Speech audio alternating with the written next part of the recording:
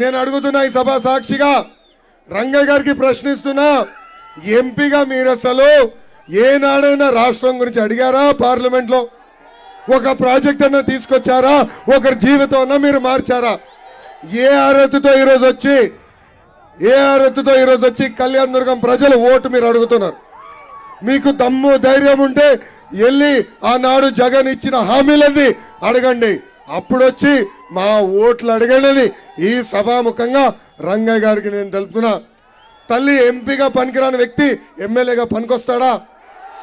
ఒక నియోజకవర్గంలో ఎమ్మెల్యేగా పనిచేయని వ్యక్తి ఇంకొక నియోజకవర్గంకి వెళ్ళి ఎమ్మెల్యేగా పనికొస్తాడా? తల్లి ఇక్కడ 100 కోట్లు దొబ్బింది, వేరే నియోజకవర్గంకి వెళ్ళి ఇప్పుడు 1000 కోట్లు దొబ్బేదానికి సిద్ధపడుతుంది.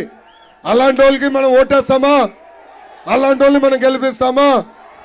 అందుకే తల్లి తెలుగుదేశం పార్టీ, జనసేన పార్టీ బలపరిచిన అభ్యర్థి సురేంద్ర గారిని భారీ మెజార్టీతో గెలిపించి శాసనసభకి పంపించాలని కోరుతున్నా. అన్నని గెలిపించి పంపించండి. టొమాటో రైతుల్ని ఆదుకునే బాధ్యత మేము తీసుకుంటాం. Jeedipalli BTP project branch canal పనులని యుద్ధ ప్రాతిపదికంగా పూర్తి చేసే బాధ్యత నేను తీసుకుంటా.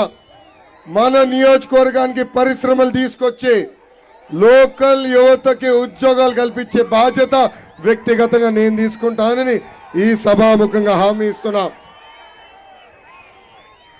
ఇంకా జీడిపల్లి కెనాల్ నుంచి తమ్ముడు రాజేష్ కూడా అడిగాడు, 114 చెరువులకి నీళ్ళు అందించాలని. ఓపిక పట్టు తమ్ముడు, మన ప్రభుత్వం ఏర్పడిన మొదటి 2 సంవత్సరాలు ఆ కాలువలన్నిటికీ నీళ్లు మనం అందిస్తాం. ఇంకో పక్కన అంబేద్కర్ భవనం కూడా కావాలని కోరారు, అది మేము పూర్తి చేస్తాం. భైరతిప్ప కెనాల్ పనులకి రైతులు వాళ్ళ భూములు ఇచ్చారు, వాళ్ళకి నష్టపరిహారం అందలేదు, వాళ్ళకి న్యాయం చేసే బాధ్యత కూడా మేము తీసుకుంటామని ఈ సభాముఖంగా హామీ ఇస్తున్నా. భైరతిప్ప ప్రాజెక్టుని కూడా యుద్ధ ప్రాతిపదికంగా పూర్తి చేసే బాధ్యత మేము తీసుకుంటామని నేను హామీ ఇస్తున్నాం. ఇంకా కార్యకర్తల పైన అనేక కేసులు పెట్టారు. తల్లికి రోజు లేస్తే అదే పని. అమ్మ మీకు తెలియదు, మా కార్యకర్తల్ని, తెలుగుదేశం పార్టీ కార్యకర్తల్ని అరెస్ట్ చేసి పోలీస్ స్టేషన్ తీసుకెళ్లి చిత్తక బాధే సమయంలో కొంతమంది పోలీస్ సోదరులు రికార్డింగ్లు తీశారు. ఆ రికార్డింగ్లు ఇక్కడున్న శాసన సభ్యురాలకు పంపిస్తే ఆమె నవ్వుకునేదంట. 2 నెలలు ఓపిక పట్టండి, 2 నెలలు ఓపిక పట్టండి. వడ్డీతో సహా ప్రతిదీ చెల్లించే బాధ్యత నేను తీసుకుంటా. తెలుగుదేశం పార్టీ బలం, తెలుగుదేశం పార్టీ కార్యకర్తలు, నాయకులు పార్టీ మారి వెళ్ళినా ఆ పసుపు జెండాకి అండగా నిలబడేది కార్యకర్తలు. అన్న విశ్వవిఖ్యాత నడ సార్వభౌమ స్వర్గీయ శ్రీ నందమూరి తారక రామారావు గారు ఏ ముహూర్తంలో పార్టీ ప్రారంభించారో నాకు తెలియదు, కానీ ఆ పసుపు జెండా చూస్తేనే మనకు ఒక నూతన ఉత్సాహం.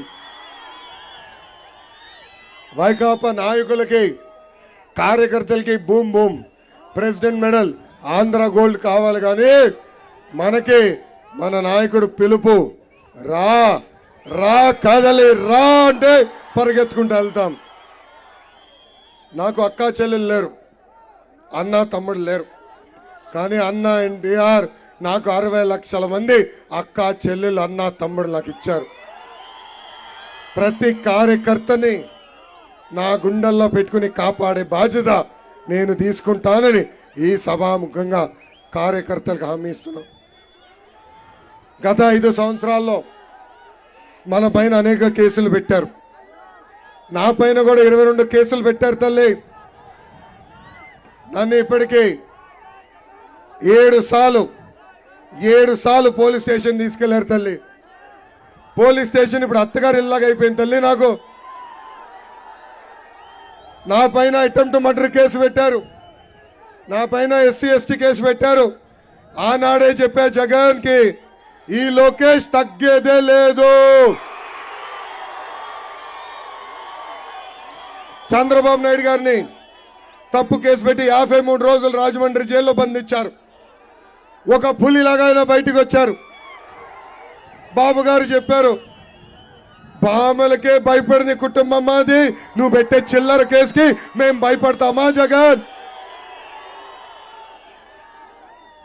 ఏ అధికారులు అయితే చట్టాన్ని ఉల్లంఘించమని ఇబ్బంది పెట్టారో, ఏ వైకాపా నాయకులు చట్టాన్ని ఉల్లంఘించమని ఇబ్బంది పెట్టారో వాళ్ళందరి పేర్లు ఈ ఎర్ర బుక్లో ఉన్నాయి. నేను వదిలిపెట్టను. జ్యుడిషియల్ ఎంక్వైరీ చేస్తాం. వాళ్ళని సర్వీస్ నుంచి డిస్మిస్ చేసి జైలుకు పంపించే బాధ్యత కూడా నేను తీసుకుంటానని ఈ సభాముఖంగా హామీ ఇస్తున్నా. తల్లి, ఈ బుక్ పైన కూడా సుప్రీంకోర్టుకి వెళ్ళారు. ఈ బుక్ సుప్రీంకోర్టుకి వెళ్ళింది తల్లి. పదే పదే చెప్తున్నారు, లోకేష్ ఊరూరు తిరుగుతున్నాడు, ఎర్ర బుక్ చూపిస్తున్నారు, మాకు ఉచ్చబడుతుంది, అందుకే లోకేష్ని అరెస్ట్ చేయాలి, మాకు పర్మిషన్ ఇవ్వండి అని సుప్రీంకోర్టు వరకు వెళ్ళారు తల్లి. నేను చెప్తున్నా జగన్కి, రా రా ఇక్కడనే ఉన్నా కళ్యాణదుర్గంలో ఏనాడు తప్పు చేయలా, నిప్పుల్లాగా బతికిన వ్యక్తి. నేను తప్పు చేస్తుంటే ప్రజల ముందర పెట్టి నన్ను అరెస్ట్ చేయమని ఈ సభాముఖంగా సవాల్ ఇస్తున్నాం. బాబు గారిని అరెస్ట్ చేసినప్పుడు నాకు ఫోన్ చేసిన మొదటి వ్యక్తి పవన్ అన్న. ఆనాడు ఆయన ఒకటే చెప్పాడు, మీరు ముందరికెళ్ళండి, భయపడొద్దు, నీకు నేను అన్నగా నిలబడతానని చెప్పారు. ఆనాడు పవన్ అన్న ప్రత్యేక విమానంలో రావాలనుకుంటే ప్రభుత్వం పర్మిషన్ క్యాన్సిల్ చేసింది. ఏకంగా రోడ్డు మార్గంలో రావాలంటే 3 గంటల సేపు బార్డర్లో ఆపింది.